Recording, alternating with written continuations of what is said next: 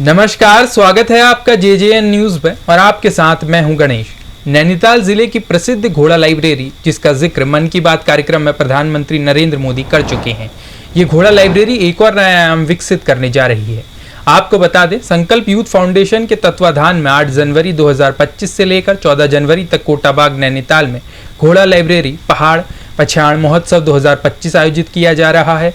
शुक्रवार को कोटाबाग के एक निजी बैंकेट हॉल में कोर कमेटी के साथ बैठक के बाद संकल्प यूथ फाउंडेशन के अध्यक्ष और घोड़ा लाइब्रेरी के संस्थापक शुभम बधानी ने बताया, ये महोत्सव उत्तराखंड की लोक संस्कृति, पुस्तक और प्रकृति का अनोखा संगम होगा। महोत्सव में 2 दिवसीय पुस्तक मेला, विभिन्न शैक्षणिक प्रतियोगिताएं, उत्तराखंड के प्रसिद्ध लोक गायकों की सुंदर प्रस्तुतियां, स्थानीय लोक कलाकारों की प्रस्तुतियां, देश के विभिन्न राज्यों से आए शिक्षाविदों के साथ पैनल डिस्कशन, उत्तराखंड के परंपरागत खेलों पर आधारित प्रतियोगिताएं आदि कई सारी गतिविधियां आयोजित की जाएंगी।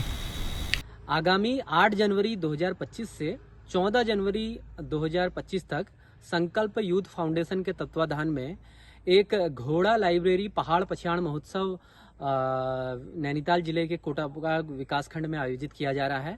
इस महोत्सव को पीएम श्री राजकीय इंटर कॉलेज कोटाबाग में आयोजित किया जाएगा।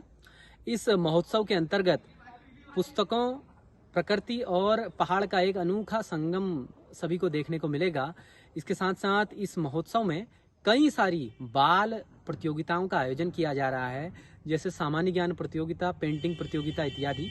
इसके साथ साथ पुस्तकों का एक मेला भी यहाँ पर आयोजित किया जाएगा और इसके साथ साथ उत्तराखंड के कई सारे परंपरागत खेल हुआ करते थे जो आज विलुप्ति के कगार पर हैं।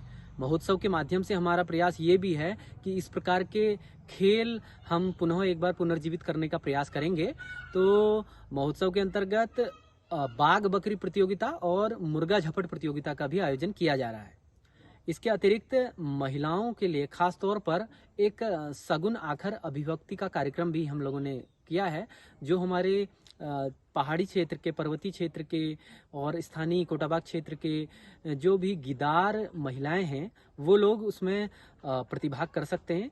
हमारे टीम द्वारा जल्द ही इस संदर्भ में एक प्रॉपर गाइडलाइन दी जाएगी। उसके अंतर्गत संबंधित प्रभारी, सह प्रभारी और संरक्षक से विभिन्न प्रतियोगिताओं में सम्मिलित होने के लिए, प्रतिभाग करने के लिए संपर्क किया जा सकता है।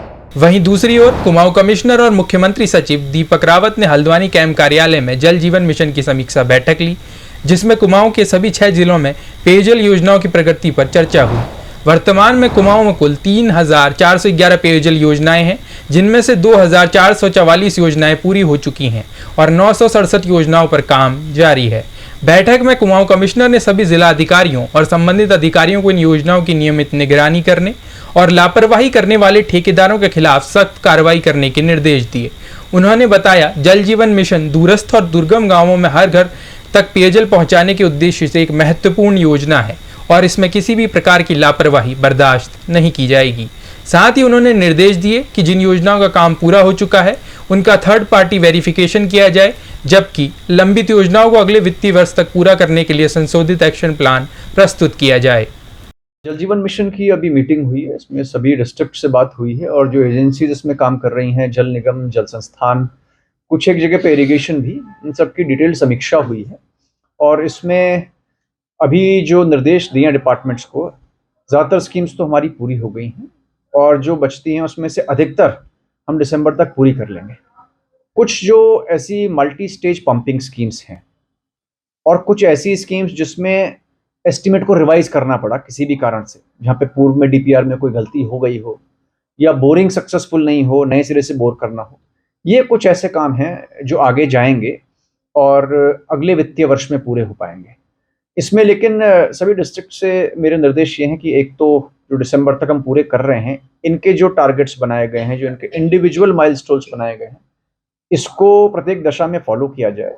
और अगर कोई माइलस्टोन मिस करता है, कोई भी कॉन्ट्रैक्टर, तो उनके विरुद्ध कड़ी कार्रवाई हो, चाहे पेनल्टी के टर्म्स में हो, चाहे फिर वो वर्क टर्मिनेट करने के कॉन्टेक्स्ट में हो, इसको स्ट्रांगली किया जाए। एक बीच में कुछ दिक्कतें ऊर्जा निगम और जल संस्थान, जल निगम के बीच आती थी, जहाँ पे कनेक्शन के लिए अप्लाई किया, इसमें विलंब होता था।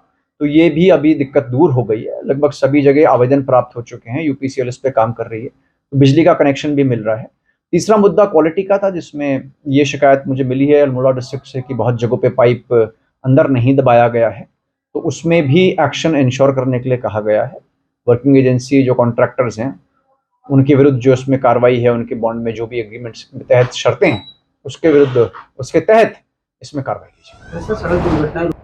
ये रिपोर्ट आपके लिए तैयार की थी हमारे संवाददाता दीपक अधिकारी ने। फिलहाल के लिए इस खबर में इतना ही। बाकी की तमाम खबरों के लिए आप देखते रहिए JJN न्यूज़। धन्यवाद।